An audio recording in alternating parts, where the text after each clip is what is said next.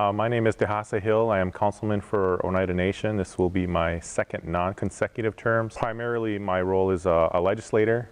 So I'm the vice chair of the Legislative Operating Committee. So we kind of promulgate the nation's laws and policies, whether that be employment law, agricultural strategies, pretty much anything under the sun that you would see in a state or a local or even the federal government. As Oneida Nation, we have to cover many of those same aspects, so we need appropriate legislation and policy in place as well to ensure that services are being provided and that we're ensuring the health and safety of our community at large as well. We've grown significantly over the last 30 years, both environmentally and socially and economically, and we've had a large impact on our northeastern Wisconsin's region, as we employ about 2,700 people, full-time employees, and we have over the years also started many economic endeavors to diversify our revenue from just gaming dollars. So we've started a bank. Bay Bank is a 100% Oneida-owned bank. We've also started OTI, which is a environmental remediation company, and they are not just a small company. They actually do have contracts worldwide, as far as Guam and South Korea, Hawaii, Alaska. They cover both the coasts of the United States. So that's a growing industry that we've been promoting and getting contracts and work throughout the country and parts of the world. And so that's very, I think, very important and impressive that in a 100% owned Oneida company has that type of presence in the world. For many years we've had our health center, which has continued to grow and expand over the years. We went from a very small facility on the south end of our reservation to a newer facility about 15 years ago in the central part of the reservation, and almost immediately after moving in, we outgrew it and started running into space issues already, because the amount of programming that is being able to service our community. This land here was traditionally Menominee and Ho-Chunk territory. So originally, Oneidas were from New York.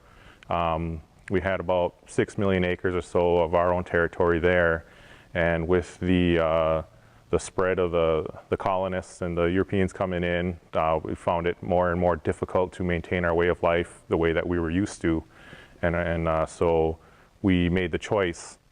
There were several different groups at different time periods made the choice to move west, and to seek out a new homeland within our Indian brethren. So 1820s and 1830s, we had purchased this land from the Menominees, which was, I believe, about 3 or 4 million acres. So from Door County all the way down past Oshkosh was Oneida territory at that time. And during that time period, as more and more Oneidas started to move into the area from New York, the Supreme Court actually ruled that a tribal nation could not buy or sell land from another tribal nation. So that's how, in this particular instance, how the federal government came in, and actually that was the first step in reducing our reservation from what we had purchased down to about 500,000 acres, and then eventually down to the 65,400 acres that we now have established reservation. That's like a very common interest, is keeping our language strong and preserving it, and not just preserving, but actually learning it and using it so that it stays alive and vibrant. And so we had 3 clans, the Turtle, Bear, and the Wolf, and each one of those clans had 3 chiefs. And so the clan mothers of each of those clans would, select amongst the men at the time their best, who they seen in their eyes would best fit the qualities that were needed to be a chief, a leader in our community. And so, that's quite a bit different than having, elected at large. Part of, how we believe that we're all connected. We're not just human beings aren't just the supreme being on this earth. We all need to be able to relate to the nature and the wildlife, because that's what sustains us, and that's what gives us our quality of life. So it's very important that we take care as much as we can because the environment takes care of us. So it's kind of reciprocal. So we need to make sure that we're doing our part as best we can in the society that we live in now. I mean, there's essentially no going back to, you know, our traditional living in longhouses and, you know, collecting wood for fire and for heat. And we can still grow, you know, our own foods as we have a large farm.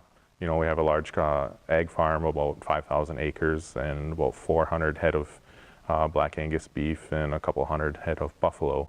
So, you know, we're all trying to do our part to make our community sustainable. And part of that sustainability is being able to feed our community and have clean drinking water for our community.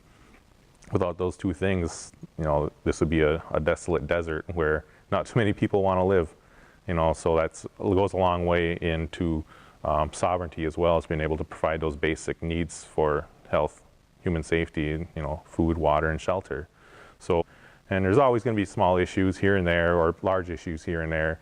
But I think as long as we work together and identify those problems and work as a group and a community and a nation to identify what that is and try to find the best solutions, you know, that's the best way moving forward for us is, you know, working together.